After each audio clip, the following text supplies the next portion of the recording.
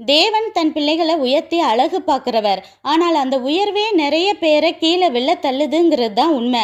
ஆரம்ப காலத்துல கண்ணியமா பேசி தேவ பக்தியாய் நடந்து பிள்ளைப்பூச்சியா இருந்தவங்க உயர்வுக்கு பிறகு பெருமைப்பட்டு பிசாசுக்கு கதவை திறந்து விட்டதுனால நான் யார் தெரியுமான லிவியத்தான் சர்ப்பம் போல விஸ்வரூபம் எடுக்கிறாங்க.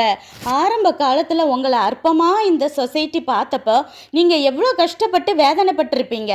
உங்களை உயர்த்தின உடனே இப்போ நீங்கள் மட்டும் மற்றவங்கள அற்பமாக நினச்சி வேதனைப்படுத்துறது எந்த விதத்தில் நியாயம்?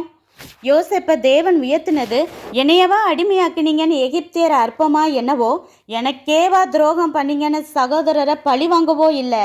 யாராக இருந்தாலும் நான் நன்மை செய்வேங்கிற தெய்வீக குணத்தை காட்டி ஏன் மூலமாக மற்றவங்க ஆசீர்வதிக்கப்படவும் தேவன் நினச்சா அடிமையையும் ஒரே நிமிஷத்தில் அதிபதியாக ராஜாவாக மாற்ற முடியும்னு தேவனுடைய வல்லமையை நிரூபிக்கவே யோசேப்பை உயர்த்தினாரு. மிஸ்யூஸ் பண்ண இல்லை.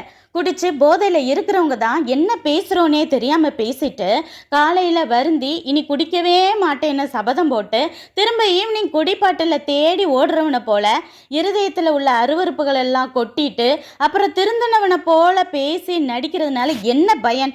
உயர்வு வந்த பிறகு உண்மையிலே ஞானம் திறமை கூடி இருக்கு. ஆனால் இருதயத்தில் உணர்வே இல்லாமல் போச்சுங்கிறதே உண்மை. தேவனை தெரியாதவன் கூட மனசாட்சிக்கு பயந்து செய்யாத தப்ப கூட தேவனை தெரிஞ்சவங்க துணிகரமாக பண்ணுறதுக்கு இந்த உயர்வு தான் காரணம்னா அந்த உயர்வு உங்களுக்கு கிடைக்காம இருந்தாலே நலம். மனம் திரும்புங்க.